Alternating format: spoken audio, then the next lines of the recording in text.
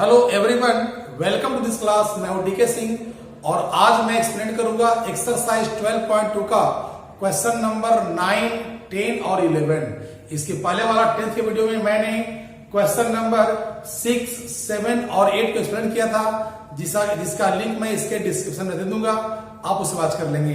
तो चलिए आज की क्लास को शुरू करते हैं।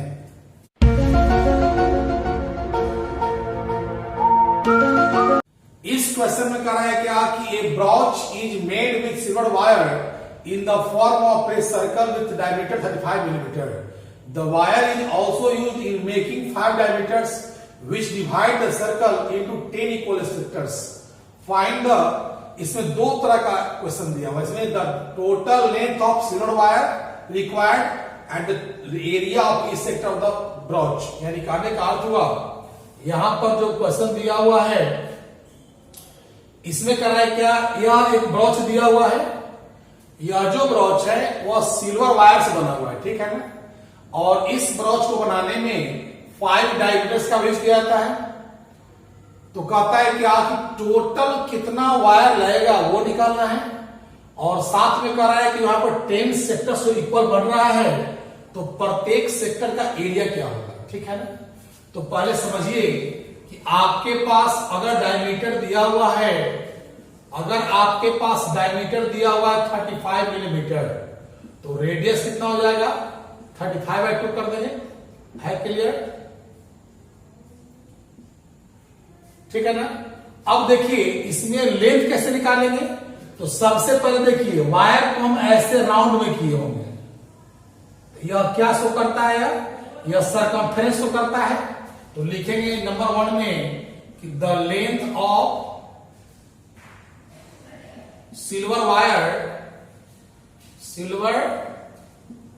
वायर इक्वल टू, कैसे बनेगा, अगर हम राउंड में पहले करेंगे तो वह क्या शो करता है, सरकमफ्रेंस शो करता है, यानी कि इसको लिख देंगे C, ठीक है ना। प्लस यहां पर देखिए इसमें 5 डायमीटर यूज किया जाता है। एक डायमीटर ऐसे हो गया 1, फिर आपका हो गया इस सेकेंड में हो गया, ये हो गया थर्ड में हो गया, ये हो गया फोर्थ हो गया, और ये क्या हो गया आपका ये 5 हो गया। तो 5 डायमीटर का लेंथ ऐड कर देंगे, यानी 5 × D हो जाएगा। तो C का फॉर्मूला क्या होता है, C का होता है 2πr, सरकमफ्रेंस का होता है 2πr, या हम पाई × D भी कर सकते हैं इसको हम लोग। तो यहां लिखते हैं 2πr प्लस 5 × 2r करते हैं, चाहे डायमीटर का हम रख सकते हैं, वैल्यू रख सकते हैं, कोई दिक्कत नहीं है। 2 × 22/7 और रेडियस हो गया 35/2 प्लस 5 × 2 × 35/2। हम यहां पर D का वैल्यू डायरेक्ट बैठा सकते हैं और हम 2r भी सकते हैं, कोई दिक्कत नहीं है। जैसे समझ में आपको वैसे बनाइए। ये 5 से कट जाएगा, 1 कट जाएगा, 2 से 2 कट जाएगा, ये दोनों कैंसिल हो गया, जिंदा कर आ गया आपके पास 22 × 5 प्लस 5 × 35 लग गया। इसको मल्टीप्लाई करेंगे तो 110 प्लस ये आ गया 175। आप ऐड करोगे तो 285 मिलीमीटर चला आया। तो ये क्या हो गया, ये हो गया आपका इसका जो फर्स्ट नंबर क्वेश्चन है, हमें लेंथ ऑफ द वायर निकालना था, उसका सोल्यूशन हो गया। समझ में आपको आ रहा होगा मैंने कैसे निकाले। हमने कैसे निकाला कि पहले क्या किए, पहले इसको राउंड किया ऐसा, ऐसे जब राउंड करेंगे यहां पर तो यह क्या शो करता है, सरकमफ्रेंस शो करता है। यहां लिखा C, और यहां पर 5 डायमीटर दिया, 1, 2, 3, 4 और 5 हो गया ऐसे, तो 5 भी कर दिया। C का वैल्यू बैठा दिया 2πr, इसका होता है 2r, रेडियस बैठा कर सोल्व कर दिया। तो ए क्या निकल गया, ए आपका निकल गया लेंथ ऑफ वायर निकल गया। इसमें सेकेंड क्वेश्चन कर रहा है क्या कि the area of each sector of the brooch निकालना है। कहने का अर्थ हुआ कि यहां पर जो आप देख रहे हैं 10 इक्वल पार्ट बट रहा है, 1, 2, 3, 4, 5, 6, 7, 8, 9, 10, यानी पूरा सर्कल जो है 10 पार्ट बट रहा है, और हमको एक पार्ट क्या निकालना है। अगर पूरे सर्कल के एरिया में 10 से डिवाइड कर देंगे तो मेरा निकल सकता है।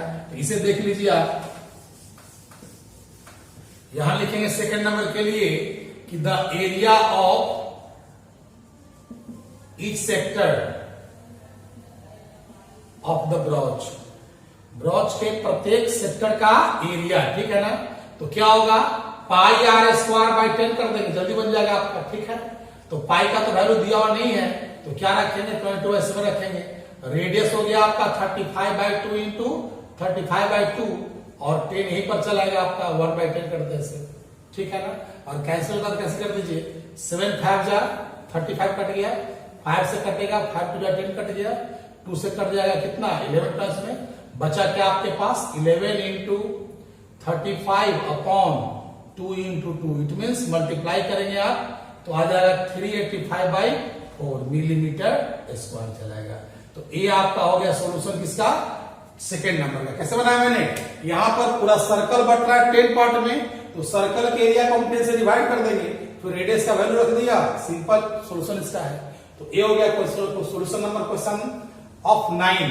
अब देखते हैं क्वेश्चन नंबर 10 में क्या है।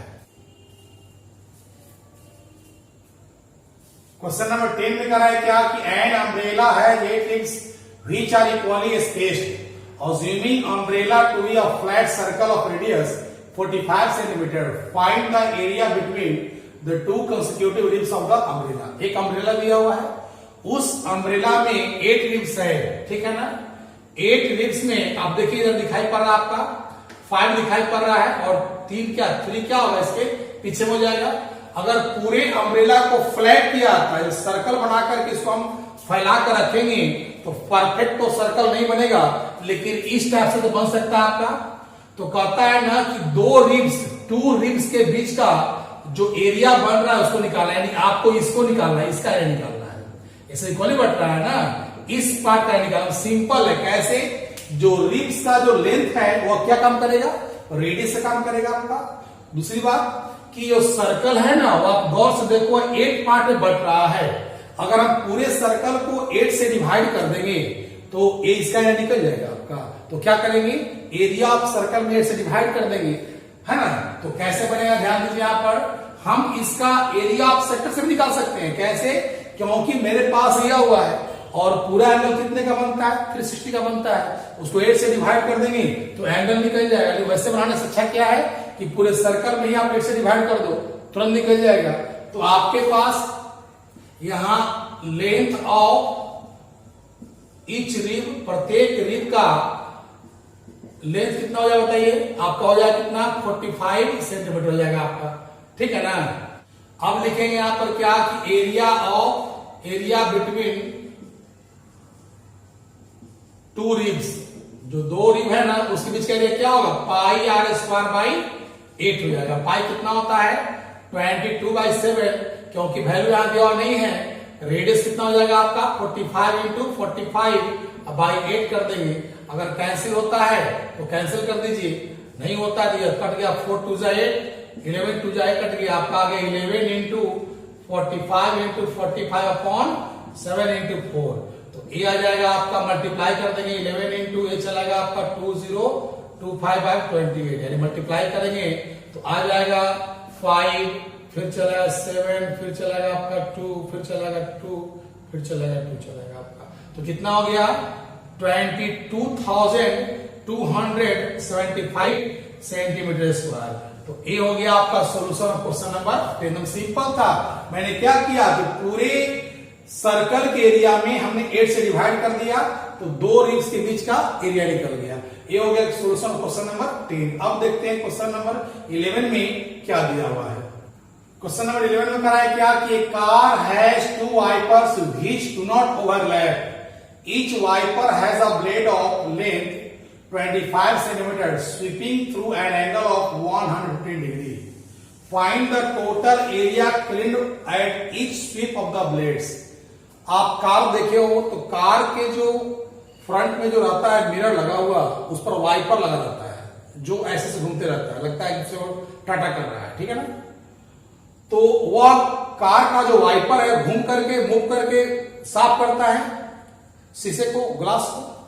तो वह जो कार का जो वाइपर है वह लेंथ दिया हुआ, कितना दिया हुआ है, लेंथ दिया हुआ है 25 सेंटीमीटर, और वह इस टाइप से इधर से मान ले मूव यहां पर आएगा तो ऐसा डायग्राम बन जाएगा उसका। ये एंगल कितने का बनता है 115 डिग्री। मतलब कहने का अर्थ हुआ कि जब भी वो मूव करेगा अगर तो मूव करते हैं ऐसे, यानी 115 एंगल तो मूव करता है, यहां से यहां तक ऐसे आ रहा है, बार ऐसे आ रहा है।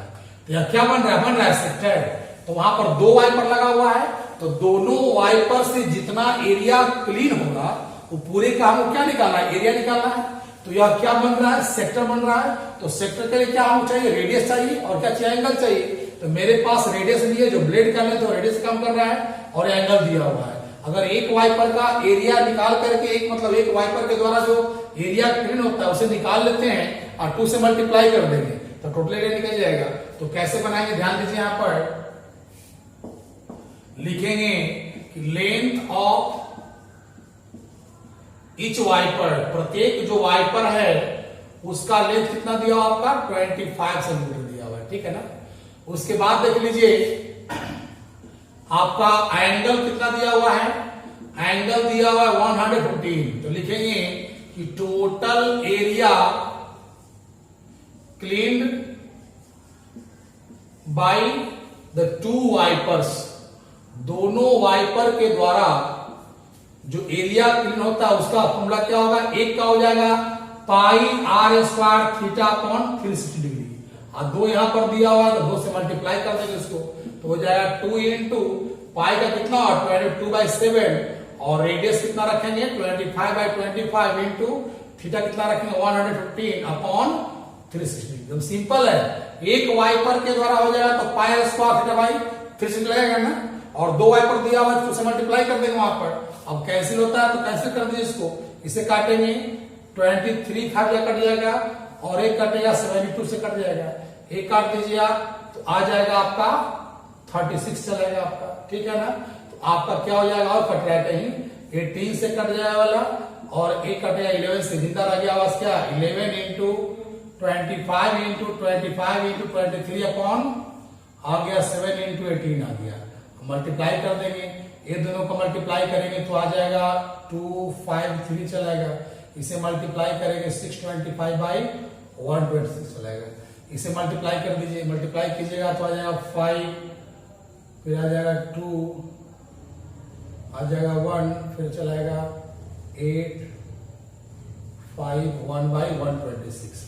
ये आपका क्या हो गया, आंसर चला। यानी कहने का अर्थ हुआ कि आपका आंसर चलाएगा 1,58,125/126 सेंटीमीटर स्क्वायर। यानी कि इतना एरिया को वह क्या करेगा, क्लीन करता है, दोनों वाइपर मिल करके इतने एरिया को क्लीन करता है। तो ये हो गया सोल्यूशन ऑफ क्वेश्चन नंबर 11।